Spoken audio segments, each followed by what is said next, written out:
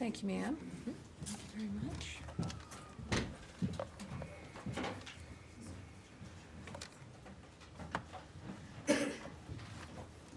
Thank you.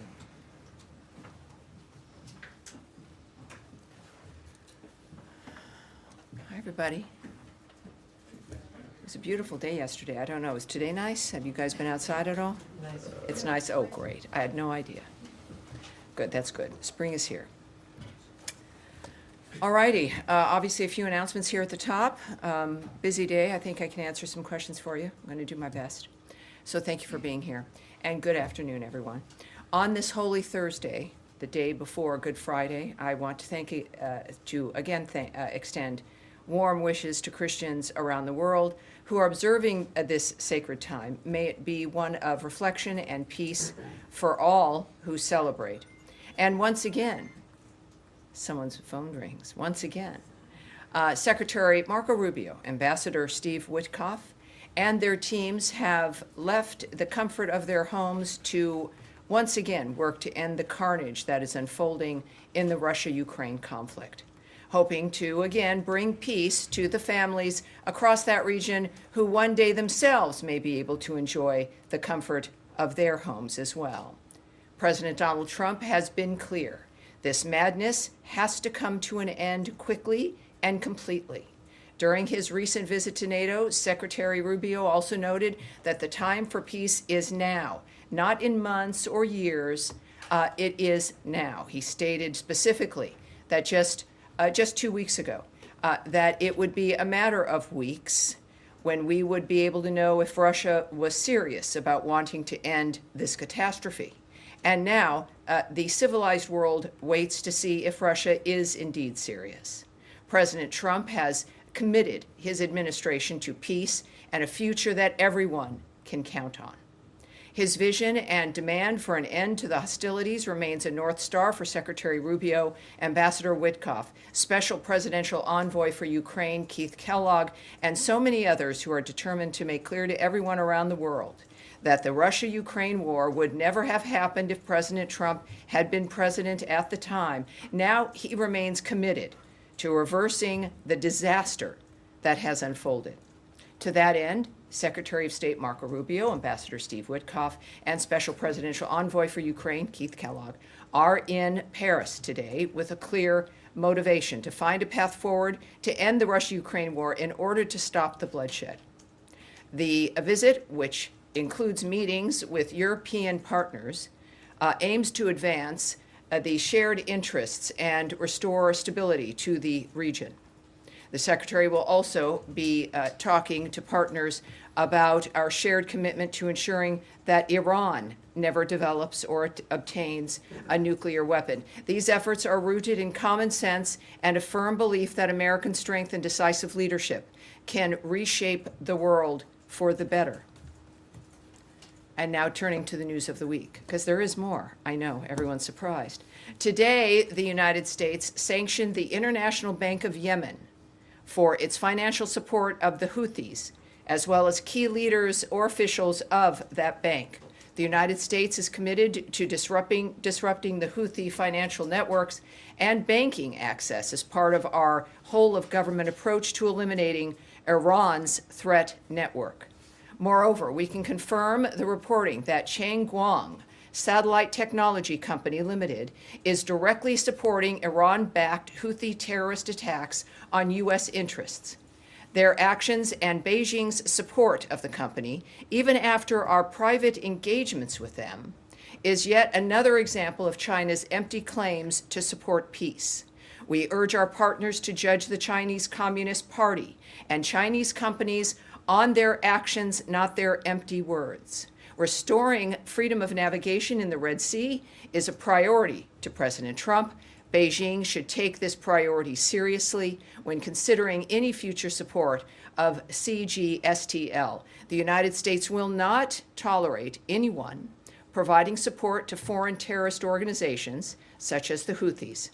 Now, as part of President Trump's unwavering defense of free speech, Secretary Rubio has permanently shut down the State Department's Counter Foreign Information Manipulation and Interference Office, formerly the Global Engagement Center. As Secretary Rubio stated, over the past half-decade, bodies like GEC have called by our own governing ruling class nearly destroyed America's long free speech history. We have launched a sweeping transparency initiative. The American people deserve answers, and we intend to deliver them. Most of you will recall, of course, the effort to censor Americans using certain entities here in the government, including that one here at the State Department. Now, turning to the budget. We continue to review the department's global posture and programs to ensure that they serve U.S. interests in a rapidly evolving world. Our foreign policy is grounded in delivering results that make our nation safer, stronger, and more prosperous. And as the Office of Management and Budget, the OMB, has already stated, the funding decisions will be detailed in the President's budget request, which will be transmitted to Congress in due course. And I will not get ahead of that process today, just not that any of you would have asked. But I look forward to detailing more as we receive it. With that, I welcome your questions, all of them which I may not be able to even answer, or I will answer them. Matt Lee. Thank you, Tammy. And I am going to have to leave in 12 minutes because I got to get to the airport. Oh, darn. So I should have later today. Then so when I walk out, I'm not leaving in protest. I would never suggest that. It's more fun to stay. I just want to ask you about what you said about the talks in Paris. Yes. Is there any more detail that you can provide? And when you say that the civilized world waits to see if Russia will be serious, are you suggesting that Russia is not part of the civilized world? Well, I guess we're waiting to see for a minute. And I suppose clearly, so we're not sure if I think Russia is clearly civilized? Russia has an interest in being part of the civilized world, as we all do. And we take actions that make it easy and appropriate for us to do business with and to be embraced by countries that think accordingly, that peace matters. I think that matters to everyone, and that in part, of course, affects the choices we make. So, okay, so do you have anything more that you can share about what happened I can tell you. Is happening, I guess? Yes. Still? Now, what I can note, of course, is regarding the other meeting that we expect, and I can confirm that it will be Saturday and in Rome. So that is confirmed for those. I'm sorry, ma'am? Sorry, the Almani just said it's going to be in Rome. Yes, it's going to be in Rome. Yeah. It's going to be in Rome on Saturday. Good, so many of but us are saying. Secretary Rubio is not going to be there, so I'm not asking about that. I'm asking about Ukraine. Oh, so I'm you asking know about that. Ukraine. That's really, thank you very much. Sorry. You're asking about I'm asking about the talks in Paris today. Uh-huh. I'm just wondering if Well, you they have are any more. ongoing as we sit here. Okay. Yeah, they're All ongoing. right, so They're, I think also there's one element where Iran, in fact, was discussed as well with the people who are attending. So as we are expecting certain reports on what the meetings have been, so we will have more to say the least. And hopefully by, I think, tomorrow morning, very early, perhaps Eastern time, we may even have some remarks by the Secretary. But all of this, as I've seen at these kinds of situations and gatherings, that things change quickly, and that may even be the case now. So I hesitate to go more into what we may see and when we may see it, only based on the fact that, of course, that's going to be determined by what happens on the ground. thank you. All right, and I have to go. See you. Hi, Matt. All right. Yes, Andrew Mitchell. Hi, thank you very much, Tammy. Let me follow up on the Saturday meeting. Yes. Because when they left the last meetings, initially Ambassador Witkoff said that the U.S. would agree to no dismantling, but then it was clarified. Would agree to what? I'm sorry. To not require Iran to dismantle everything that they had. That if the Iranian position has been, according to my best understanding, that they want to retain enough for a peaceful nuclear power, for a civilian program with verification under the NPT, and are willing to give up what they had broken out to 60% in the last couple of years, alarming the U.S. and other And allies everyone, and the rest yes. of the world. But the position now is that they are saying, apparently, that they will not totally dismantle any nuclear program. Is the U.S. position that they have to dismantle even what could be verifiably proved to be a peaceful, low-level enrichment of nuclear power? And I had one other question to ask you. Let me answer that one while it's Let me fresh, ask- and then I will definitely stay with you. I'm not going to, I won't scoot, Mm-hmm. I promise. But this is important because I understand, it's an important question. But that is, of course, if we were going to be negotiating through our conversations, or on television or anywhere else, we wouldn't need to be going to Rome on Saturday. Those are issues that I suppose some would want to have be in the media or discussed publicly, but that's not the nature of what the negotiations are. That's not a reflection But the of U.S. what will- position has been that they have to totally dismantle. Is that still the U.S. position? That's been the public The- position of the president, the Right, secretary. the bright red line is that Iran will not have a nuclear weapon. That is unacceptable. That's been President Trump's statement from the start. Now, one could ask if you need enriched uranium at 60% for a peaceful program. I'm not in those negotiations. I don't know what questions will be asked, but that is the bright red line. And that's going to be discussed in private between the people who are assigned to have that conversation. And if there's anything, we know it's what is acceptable and not acceptable to President Trump, and that position has been clear. No, I understand that. Yes, ma'am. But at a much lower level, something 5% plus, the question was whether they have to give up all uranium, which And you has know, been, if- which if- has been the If we official were in US Rome position. and having lunch, we We'd could be have a much happier, conversation. wouldn't we? I will, certainly will not at all presume what diplomatic conversations or now what might be negotiations. I'm not going to presume about them or comment or have an opinion. So You this had a is second part. This is a second. Yes, ma'am. Second issue. There has been an attempted hijacking on an airplane internally in Belize, Tropic Air, and it involved an alleged hijacker who was a U.S. citizen who, according to law enforcement reports down there, was fatally shot on a confrontation with police. He's been identified as a U.S. citizen and a passport holder. Does the State Department have anything on this? Not yet. We watched that unfold, I think, as everyone else did. Horrifying. We are grateful, I think all of us are, that did not turn into a mass casualty event with, I believe, over a dozen people on the plane. Clearly, we know a few details. We don't know much more. But as I was actually working on the briefing, that came across my timeline. It came across yours, and it's terrifying. But thank God we don't know about injuries or any other details, so I certainly can't comment. But it seems like there was obviously effective law enforcement on the ground, and that's all I have for you now. But obviously we're watching it as well. Thank you. All right. Yes, Humaira. Hi, Tammy. Thank you. Uh-huh. Back to your comments a moment ago that Matt also picked up. The civilized world waits to see if Russia is serious. So we're just trying to understand what exactly is the United States waiting, given Russia rejected President Trump's proposal? What exactly are the metrics here? And given Secretary said, we will see in weeks, like what are you waiting to see? And is the administration starting to put together a plan B if it becomes clear to the administration that Russia is not serious?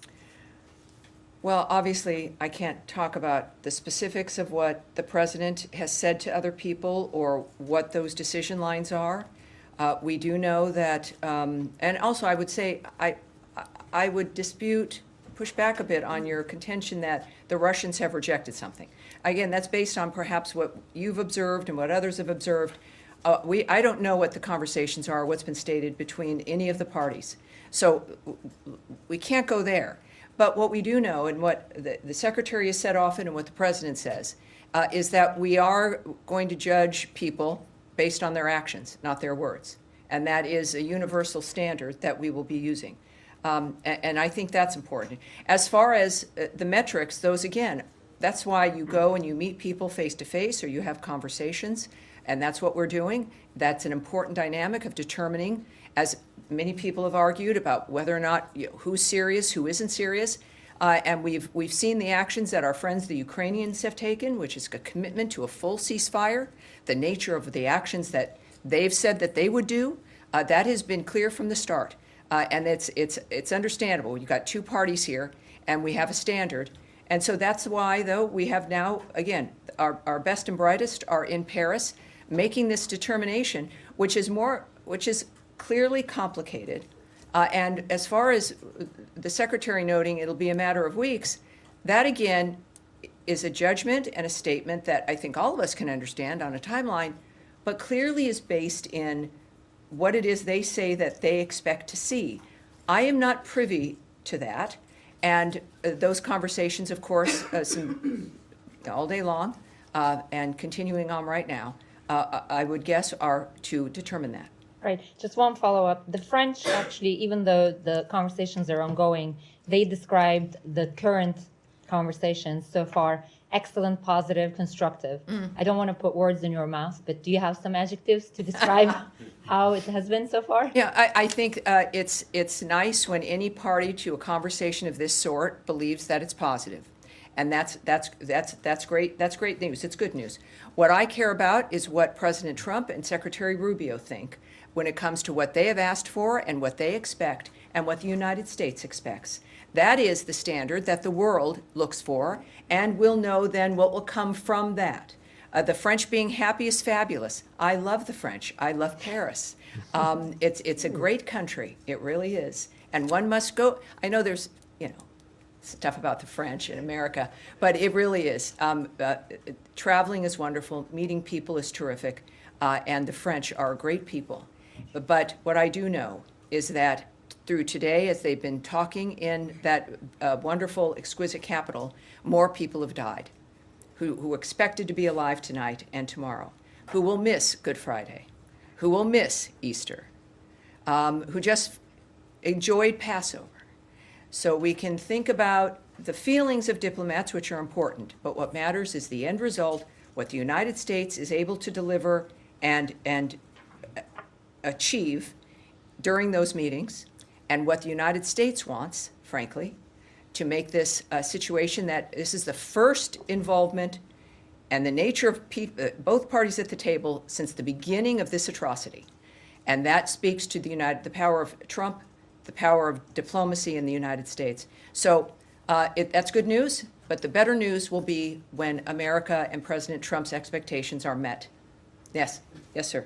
Thank you, Tammy. Appreciate it. Two questions. First off, number one, President of Lebanon remarked yesterday that he intends to disarm Hezbollah by the end of the year, but he said it needs to be done on a bilateral basis without foreign interference or foreign pressure. I wanted to get states' reaction to that comment from the Lebanese president and ask how it might shape Deputy Special Envoy Ortegas' role going forward in dealing with the Lebanon portfolio. You always ask me things that I have opinions on, would love to answer.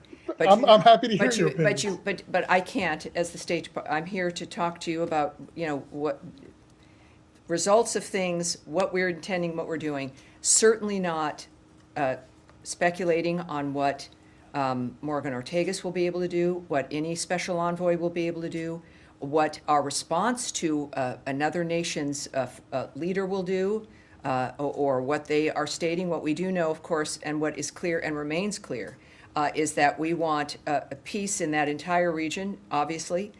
We are dealing with the Iran threat, which of course includes Hezbollah, let alone Hamas, and the Houthis.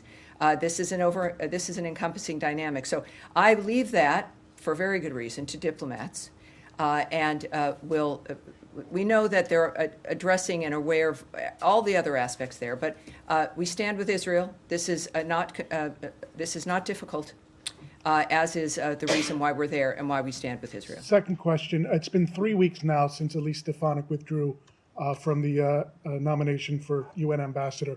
A draft came out, it was leaked, I guess, yesterday, but a draft is always a window into an administration's thinking, zeroing real. out funding. I'm If it's sorry? if it's real. If it's If it actually, yeah, if it actually came from where they say it came from, but go ahead. zeroing out funding for the UN. So I'm trying to find out. Oh, yes. Is there a correlation here between the lack of willingness to put forward another candidate and how long? Oh my, the how long does- conversation. So over drinks at night with you must be amazing. I look forward to that. But how long? With an interim ambassador in there, doesn't it do damage No. to drag out the No. process this long? No, it's I think you've been around for a while. The budget process is a long one. We're also going through a process here of cutting down the budget because the deficit and the problems we've had, the way we've been spending is unsustainable. And so the president is making America great again by making sure she doesn't collapse economically. That's one of those standards. When it comes to, we've seen the process. I'm not going to speak to the choices President Trump has made or the nature of Congress and the issue of majorities and minorities. And the fact, though, that there is a great deal of talent that he has to choose from for the UN ambassador, for every other position here.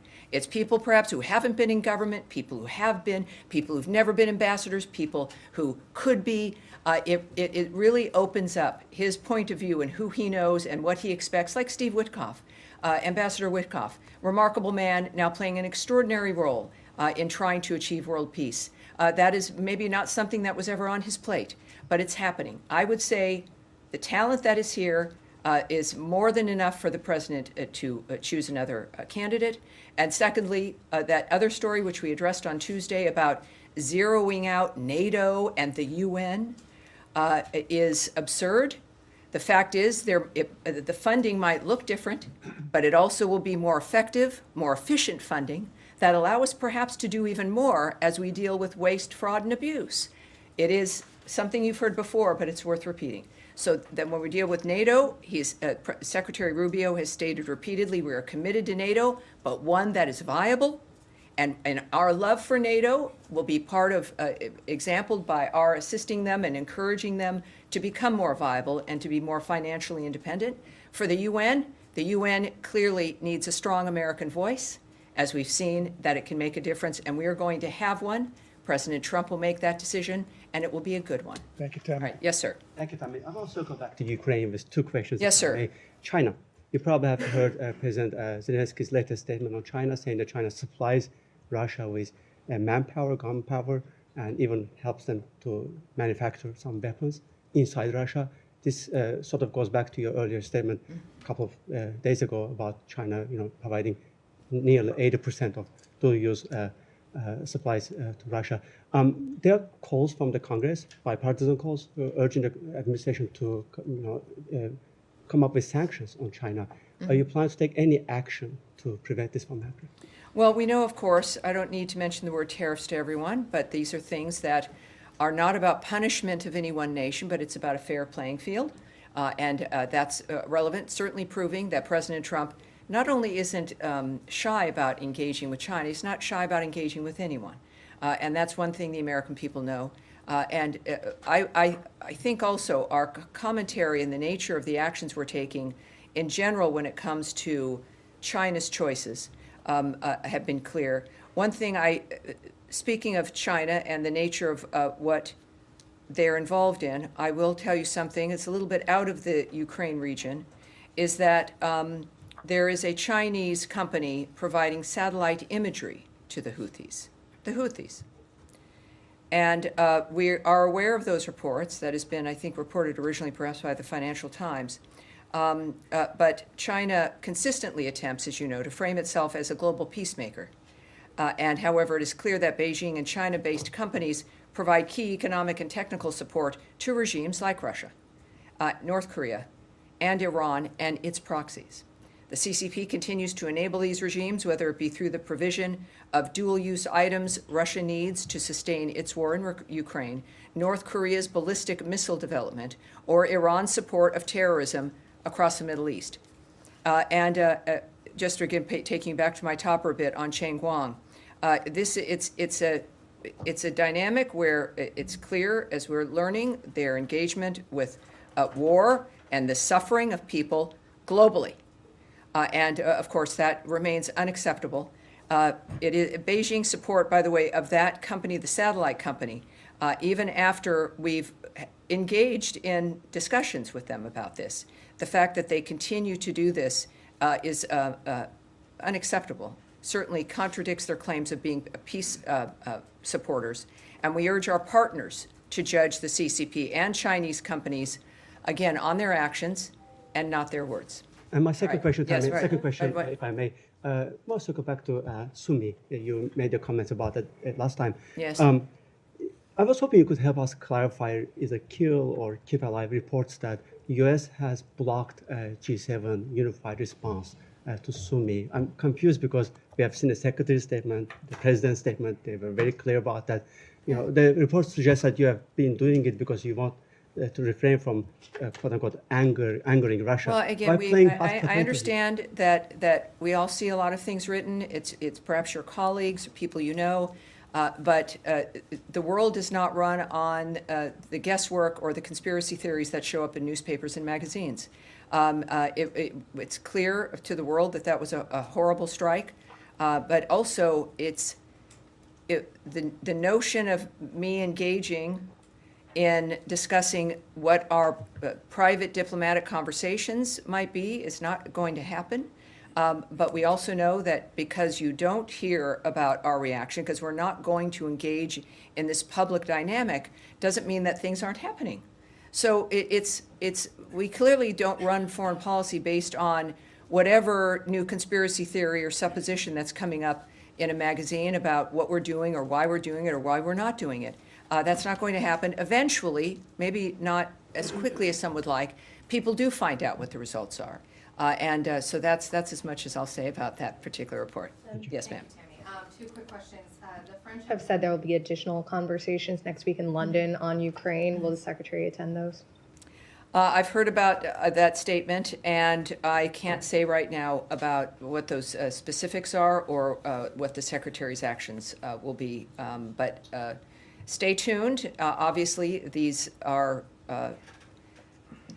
important meetings, but as the Secretary has noted, we aren't going to be having meetings about meetings. All right? Sorry, one more. Oh, yes, one more, of course. On the case of Mohsen Medwani, the Columbia student whose visa has been revoked, the New York Times has a report that Secretary Rubio put out a memo saying that his activities could, quote, potentially undermine the Middle East peace process. Can you confirm that's a legitimate memo, and how would his activities undermine? No, I won't. I won't confirm or discuss or deny about a memo like that. And when it comes to, as you know, all of these, and I know sometimes it's not exciting, but it's true, is that we do have a standard about not talking about individual visa dynamics, including with that individual. No, I won't talk about that memo. Yes, ma'am. Thanks, Tammy. A short while ago, the president said that the mineral deal with Ukraine would be signed next Thursday. Just wondering if you have any more details to offer about that, and can you say whether that was a topic of discussion in Paris today with the secretary? You know, I don't know, and even if I did, I wouldn't talk about the specifics of what that conversation would be.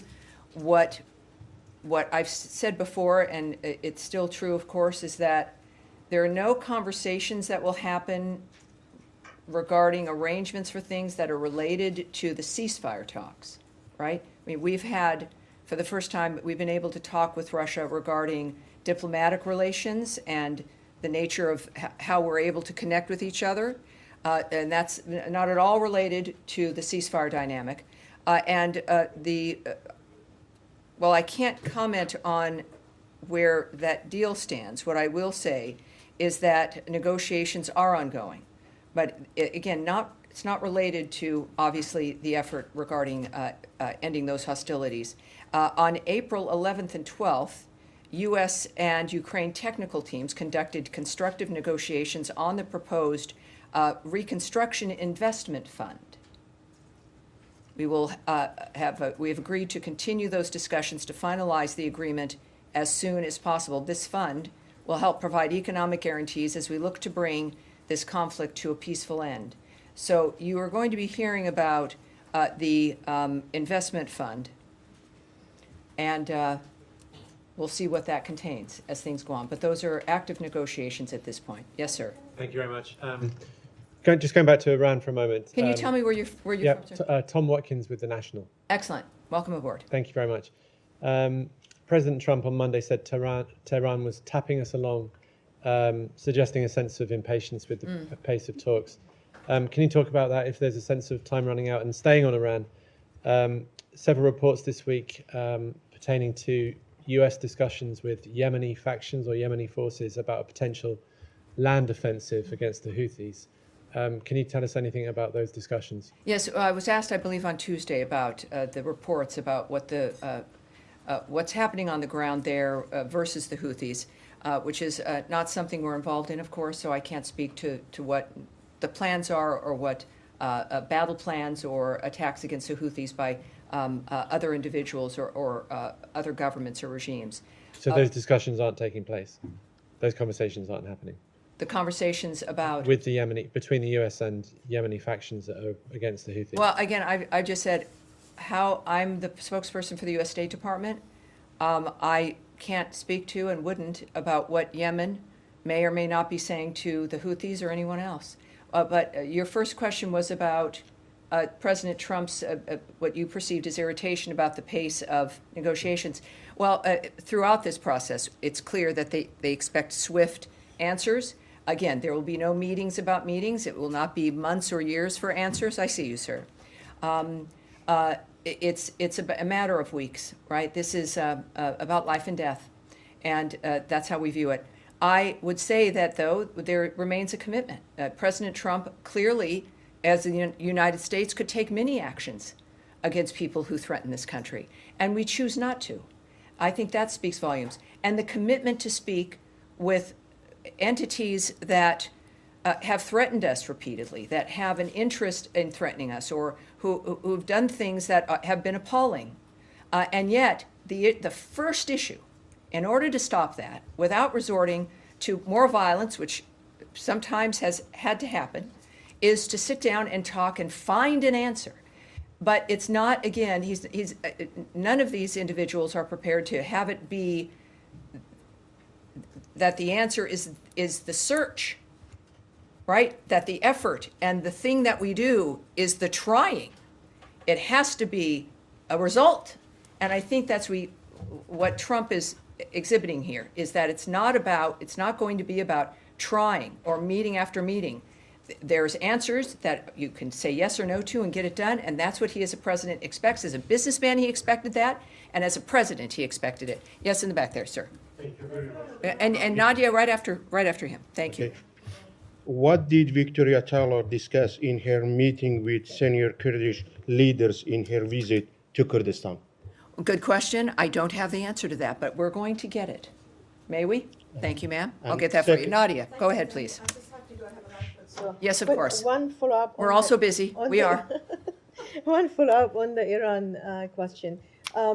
Assuming that these talks is going to take place on Saturday in Rome. Yes. What will the United States want to see that you can describe it as successful? So, as a measuring stick, you will say that we entered this negotiation and therefore we consider him successful. What exactly is I don't make that decision about what that's going to be when it comes to the negotiators who are at that table. The president, again, has a bright line. They will not have a nuclear weapon. How that is determined is going to be the people at the table. Okay. All right. One question one on more. Gaza quickly. You know, the situation for the children in Gaza is described as hell on earth. 7 weeks, no food is getting in. Do you think that Israel should allow humanitarian aid to get to women and children in Gaza, regardless if there is negotiation or progress with Hamas on the hostage? Yes, and it comes up all the time for a good reason, because it's a serious issue, and we all care about it. We also know that it is a zone where there's still fighting, where there's, we have just the other day, we had Hamas say that they suddenly don't know where Yadon Alexander is. It is a remarkable dynamic. It's horrible. Everything that we do, though, is to affect exactly what you mentioned, which is saving the lives of everyone, certainly men as well, and women and children. It is to stop this so that this is not an issue for people. That's why we do everything. To say that ask whether or not we're concerned during the process when ceasefires are broken or it becomes impossible, of course it's frustrating. It's not what any of us want, let alone the people who go there and are negotiating all the time. It is the thing that drives our desire for peace as human beings, and yet, you know, we can't quit because it gets stopped or frustrated, and it is a reminder about why that horrible situation has to end, why the Ukraine-Russia situation has to end, as we, you know, are here in a comfortable environment and go home to our families. That seems to be a luxury these days, but to not take it for granted. So, of course, that is the goal, is to get that fixed, and it's a goal we work toward every day. Yes, ma'am. I didn't get you last time. Welcome back. Yes, thank you. Thank you, Tammy. So today I was watching the briefing with the special senior advisor of President Trump, Mr. Mossad Balos. He just returned from his trip to Africa. He visited DRC. Yes, he did. And he shared some of the meetings that he had with some presidents in this region. So I want to hear from you. He mentioned about discussion of these mineral deals between United States and DRC, but the main purpose of the main interesting of the DRC is the peace that they are looking for in the region. It's what we all want. So can everywhere. you share with us how confident Trump's administration is that this time finally there will be peace for Congolese people, because until today there is people dying in the region? Well, the president is obviously a confident man. He has an apparatus at his hands that he can try to make things work, and he's confident enough to. He's a great deal maker. He's accessible. He's transparent. So in general, what he does, he's confident. But I can tell people a little bit about this dynamic, and I like that you asked, because a lot of people don't ask about Africa in certain senses, and certainly the DRC. But the senior advisor, Boulos, for those of you who don't know, Boulos, he traveled along with the Deputy Secretary for State of African Affairs, Sanders, traveled to the Democratic Republic of the Congo, Kenya, Uganda, and Rwanda this month to meet with heads of state and business leaders to advance efforts for durable peace in Eastern Democratic Republic of the Congo and to promote U.S. private sector investment in the region. Economic prosperity will not happen without security. We reiterate that there is no military solution to the crisis in the eastern DRC. We want to see a lasting peace in that region, which lays the foundation for a thriving regional economy. And it's regarding the mineral deal specifically, he met with the president there, Tshisekedi. Yes. Okay, our countries are working on a minerals agreement that will boost U.S. investment in the DRC's mining sector, and our DRC partners have pledged to facilitate an efficient, transparent, and effective business environment to strengthen our cooperation in this sector and attract U.S. investment that creates jobs and prosperity. We expect that this partnership will involve not only our governments, but a range of private sector partners. We are in the process of determining next steps, and we'll have more to announce in the near future. And as we've said, when it comes to financial investment funds or otherwise, is that when a country has the United States as a partner and private American companies invested in the region, not only is it about jobs and hope for the future, but it also is a signal to the region that there is more strength for that nation. So he also commented that the United States will fully, the Trump administration will fully support the Rubio corridor project. Yes, Can you share with us, because he mentioned also he's planning to travel to Angola? Well, you know, it's I can't speak on what their president said or what President. No, he Trump mentioned this administration will fully support. I'm sure he said that. I don't doubt that he said that. I'm not a party to what President Trump may or his advisors or envoys may have said or not said. So he said that. It's not something that I certainly can remark on or confirm. Yes, sir. Yeah, thank you, Tammy. A question about Syria. There are a lot of reports talking about the U.S. is withdrawing or reducing their forces in Syria. This question is not about the military posture, but it's about the administration decision to withdraw or keep their forces in Syria. I remember President Trump said that we are looking at our forces in Syria and we will make a decision. So I'm asking this question to the State Department because the state is a key player in decision-making process and oversee ISIS activities in Syria. Have you made any foreign policy decision regarding the U.S. forces in Syria? And I would like to have your comments on these reports because maybe they will mislead. Well, I know that the State Department is not involved in dealing with ISIS. All right, that's the Department of Defense, right? So we have Homeland Security, certain issues, Department of Defense, and our military. State Department is the diplomatic arm.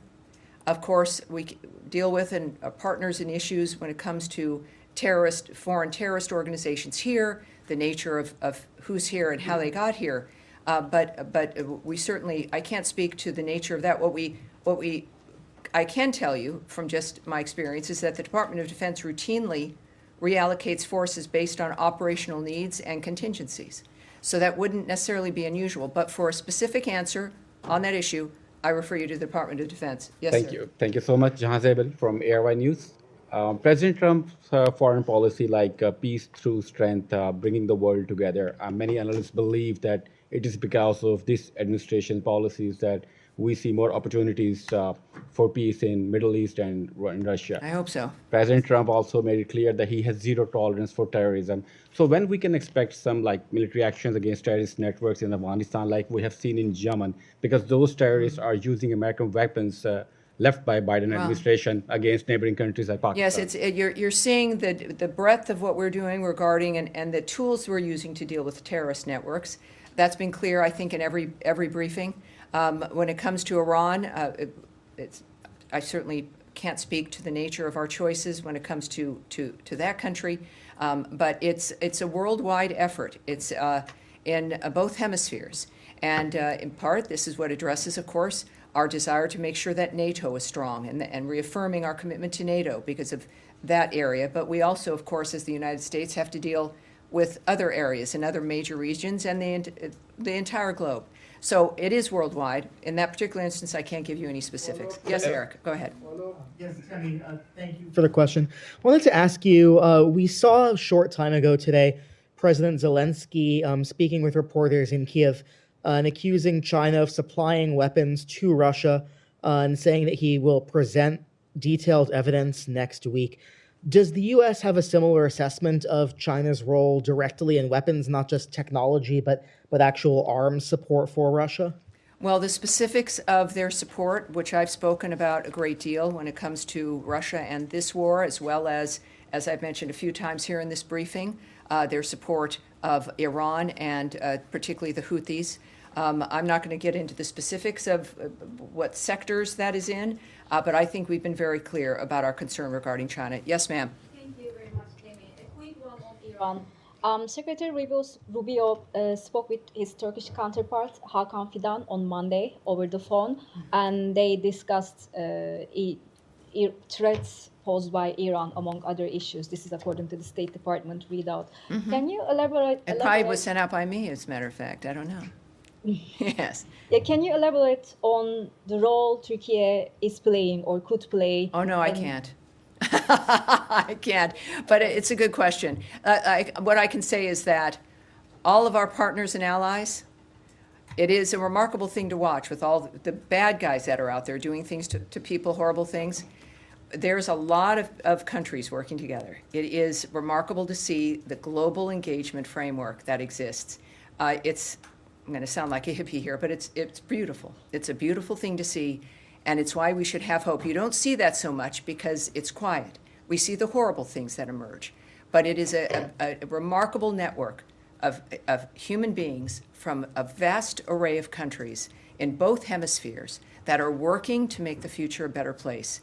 And it's an honor knowing that the State Department of the United States is a key element in helping to make that happen. It's beautiful. Yes, ma'am, in the back there, the white jacket. Thank you. Two questions. First, I'm following up in Syria, actually. Should we at least expect a kind of drawdown of U.S. troops in Syria in the near future, particularly following the Iran I'm talks. sorry, a kind of what in the near future? A drawdown of U.S. troops. A drawdown. In Syria. Again, I following the Iran talks, especially. Yes, that is something, and I'm never really, I think you'd know if I was being coy, because I don't do that well. I don't know. I don't speak for the DOD or the nature of what the military decisions versus a department that I work for, which is about talking, which of course is good for me because I'm talking. Second question. So I can't speak to that at all, but I'm sure the DOD would have a whole array, and they've got a great communications department, and I'm sure they'd share with you.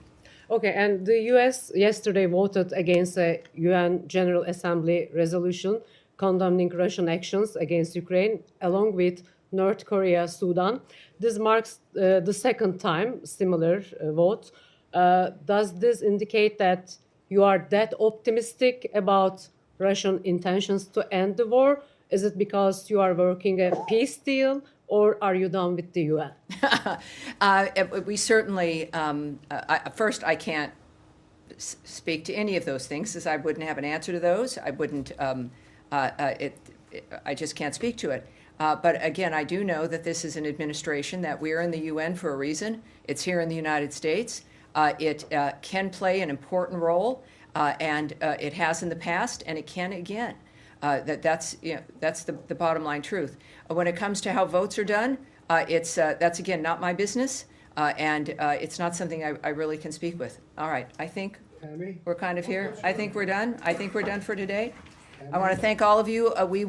I did not go to Paris specifically so that I could be here with you guys today. I will remind you, we are expecting a statement that would be on the record. We hope things could change very dramatically in the very early hours. So just keep that in mind. As soon as we get any kind of confirmation, which has not come through, we will let certainly our bullpen know, and I think the rest of you will be able to find out. But we'll see what happens. We expect that a little later on, and I will see you next Tuesday. Thank you. Thank you, everyone.